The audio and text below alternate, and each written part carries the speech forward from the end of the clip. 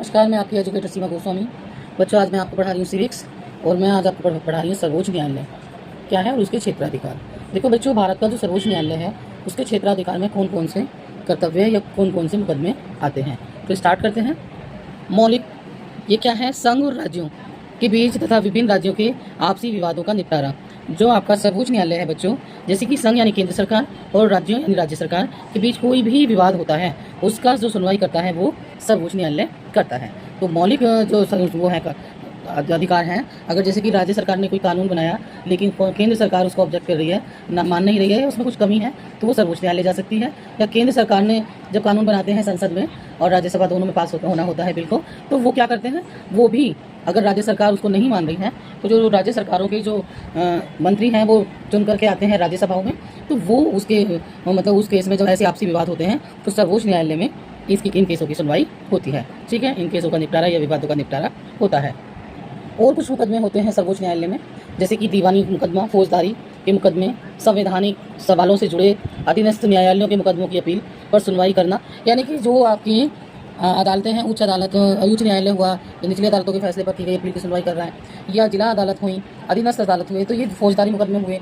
और दीवानी मुकदमे मतलब ये जो निचली अदालतों से जो मुकदमे आते हैं, इन मुकदमों की वहाँ पर अगर वो जीत भी जाता है, एक पक्ष हार जाता है, तो दूसरा पक्ष जो हारता है वो अब सर्वोच्च न्यायालय में जा सकता है, चाहे कोई भी आपका मुकदमा हो, चाहे दीवानी मुकदमे हो, फौजदारी हो, संवैधानिक सवालों से जुड़े अधीनस्थ हो। आपने देखा होगा कि लोग कहते हैं कि हमें बोलने की आज़ादी है या कहीं पर धरना देने की आज़ादी है, तो उनके खिलाफ अगर कुछ ऐसा मतलब वो बोल रहे हैं जो देश हित में नहीं है या समाज हित में नहीं है, तो मुकदमा होता है ऐसे लोगों पर, तो वो क्या करते हैं, पहले निचली अदालतों में जाते हैं।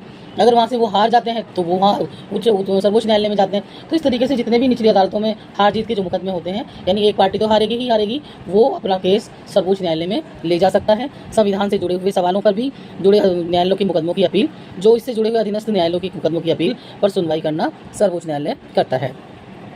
आजकल बच्चों आपने देखा होगा कि अदालतें बहुत ही अजीबोगरीब फैसले दे भी रही हैं कि जो मतलब वो एक पर्सनल फैसले दे रही हैं। ऐसा नहीं है कि जनहित के जो मामले हैं, जो समाज के लिए सही हैं, उनको इग्नोर करके वो कुछ पर्सनल हित के लिए कुछ ऐसे मतलब सुनवाई के दौरान फैसले दिए जा रहे हैं, जो कि एज ए टीचर मुझे भी गलत लगते हैं। और आप अपने आसपास देखें कि रिसेंट हाल फिलहाल में कौन कौन से मुकदमे हुए हैं, उन पर सुनवाई हुई है और जजों ने उन पर क्या फैसला दिया है। अगर आपको कुछ गलत लगा है तो भी कमेंट में लिखना, और अगर सही लिखा लगा है तो भी कमेंट में लिखना।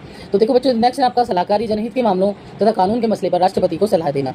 ठीक है, सर्वोच्च न्यायालय राष्ट्रपति को सलाह दे सकता है कि ये कोई जैसे कोई मुकदमा आया और वो किसी समाज के हित के लिए अच्छा है और किसी व्यक्ति विशेष के लिए वो अच्छा नहीं है, तो वो राष्ट्रपति को सलाह दे सकता है कि आप इस पर थोड़ा ध्यान दें और देखें कि इसमें सही होने की क्या गुंजाइश है। जनहित के मामले तथा कानून के मसले पर राष्ट्रपति को सलाह देना, ये भी भारत के सर्वोच्च न्यायालय का क्षेत्राधिकार में आता है। अब देखो बच्चों, हमने ये पढ़ लिया कि उसके क्षेत्राधिकार में आता है, किसके? सर्वोच्च न्यायालय के। लेकिन आपको जब अगर डीप नॉलेज पढ़ोगे, मैं तो ये कहती हूँ कि हर बच्चे को कानून की जानकारी होना जरूरी है, क्योंकि जो ये मोटा मोटी ये है कि सर्वोच्च न्यायालय के अधिकार क्षेत्र में आता है, लेकिन उसका भी एक मतलब बहुत सारे रीजन है कि कितना आता है, कितने हद तक सर्वोच्च न्यायालय इसमें दखलंदाजी कर सकती है, राष्ट्रपति को सलाह दे सकती है, वो सब भी हमें पढ़ने चाहिए ऐसे, क्योंकि ये तो एक अधिकार हो जाएगा सर्वोच्च न्यायालय में कि वो एक अधिकार मानने लगेगा कि हमने जो कह दिया वही है। अगर हम बोल रहे हैं कि इसका कानून बनेगा तो राष्ट्रपति को बनाना पड़ेगा, या जनहित के मामले चाहे वो सही हो या ना हो, जनहित की आड़ में बहुत सारे फैसले गलत भी हो सकते हैं, तो उन सबको ध्यान में रखते हुए इनके उसमें आता है कार्य क्षेत्र में। तो जनहित का मामला हो या कानून के मसले पर राष्ट्रपति को सलाह हो, ये दोनों ही भारत के सर्वोच्च न्यायालय के क्षेत्राधिकार में आते हैं। एक और है बच्चों रिट। ठीक है, इससे बहुत क्वेश्चन आते हैं, जो मैंने अभी पढ़ाए उन सबसे ही क्वेश्चन आते हैं। रिट बच्चे समझ नहीं पाते। व्यक्ति के मौलिक अधिकारों की रक्षा के लिए बंदी प्रत्यक्षीकरण, परम आदेश, निषेध आदेश, उत्प्रेषण लेख तथा अधिकार प्रसार जारी करने का अधिकार भी सर्वोच्च न्यायालय को है। ये एक रिट है जो कि जैसे कि किसी व्यक्ति के मौलिक अधिकारों की रक्षा नहीं हो रही है, उसके मौलिक अधिकारों का हनन हो रहा है, तो उसके लिए भी सर्वोच्च न्यायालय आदेश दे सकता है।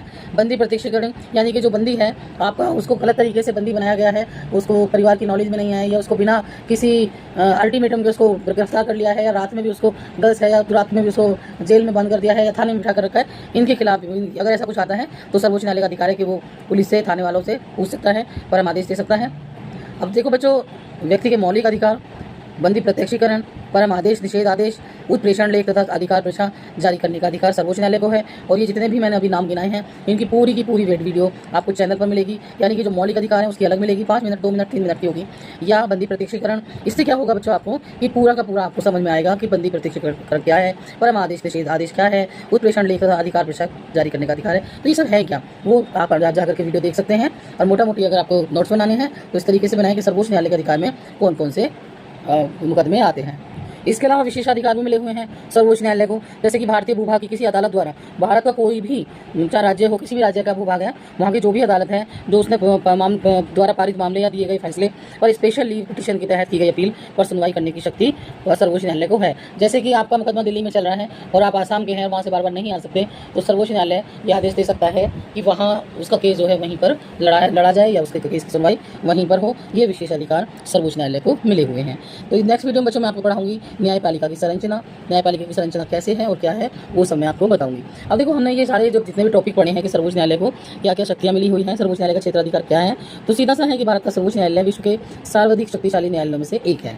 यानी भारत का जो सर्वोच्च न्यायालय है, कहते हैं कि ये विश्व के सबसे ज़्यादा शक्तिशाली भारत का सर्वोच्च न्यायालय है, लेकिन वह संविधान द्वारा तय की गई सीमा के अंदर ही काम कर सकता है। ठीक है, जो कानून में लिखा हुआ है उससे बाहर जाकर नहीं कर सकता। लेकिन हाल फिलहाल कुछ मुकदमे ऐसे हुए हैं जो उन्होंने मतलब कानून के, मुझे नहीं लगता कि वो कानून के दायरे में ही आते हैं, कुछ मोड़ तोड़ करके उन कानूनों की जो उन मुकदमों की सुनवाई हुई है, ये भी एक गलत काम है, उस पर भी विचार करने की जरूरत है, क्योंकि ये सालों पुराने कानून चलते आ रहे हैं, उसी पर ही जो भारत का सर्वोच्च न्यायालय हो या आपकी उच्च न्यायालय हो, ये सब चल रहे हैं। थोड़ा मतलब मेरा अपना पर्सनल ये मत है कि इसमें हमें होना क्या चाहिए कि क्योंकि समाज में रोज़ बदलाव हो रहे हैं, रोज़ तरह तरीके की मतलब एक तरीके का क्राइम हो रहा है या कुछ ऐसे गलत काम भी हो रहे हैं, तो लेकिन सेम पैटर्न पर सुनवाइयाँ नहीं हो सकती। आपको अपने कानूनों को और सख्त बनाने की जरूरत है। तो ये जितने भी कानून हैं ये सर्वोच्च न्यायालय को मिले हुए हैं, ये खास किस्म का क्षेत्राधिकारी को प्राप्त है। और जो मैंने आपको बताया उसके पूरे नोट्स बनाए बच्चों, और वीडियो पसंद आई हो तो लाइक शेयर जरूर करें, सब्सक्राइब कर लें प्लीज़, आपसे हाथ जोड़ के विनती है, क्योंकि सब्सक्राइब करे बगैर आपको वीडियो मिलेंगी ही नहीं, इतना मतलब आपका नोटिफिकेशन पहुंच ही नहीं पाएगा।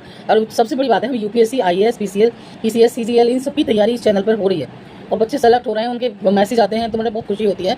और मैं आपको एक भी क्वेश्चन काट के नहीं पढ़ाती बच्चों, मेरा एक मानना है फ्री ऑफ कॉस्ट है ये चैनल, लेकिन जो पढ़ रहे हो आपके साथ किसी तरीके का धोखा नहीं होना चाहिए। मैं बहुत सारी जगह देखती हूँ, मैं पढ़ती हूँ तो मैं देखती हूँ कि नोट्स में जो मेरे क्वेश्चन हैं कंप्लीटली वो मिसिंग होते हैं। तो हम जो भी वीडियो प्रोवाइड करा रहे हैं, जो भी शॉर्ट वीडियो प्रोवाइड करा रहे हैं, उनमें किसी तरीके की कोई क्वेश्चन की कटिंग नहीं हो रही है। वीडियो पसंद आई हो तो लाइक शेयर करें। धन्यवाद।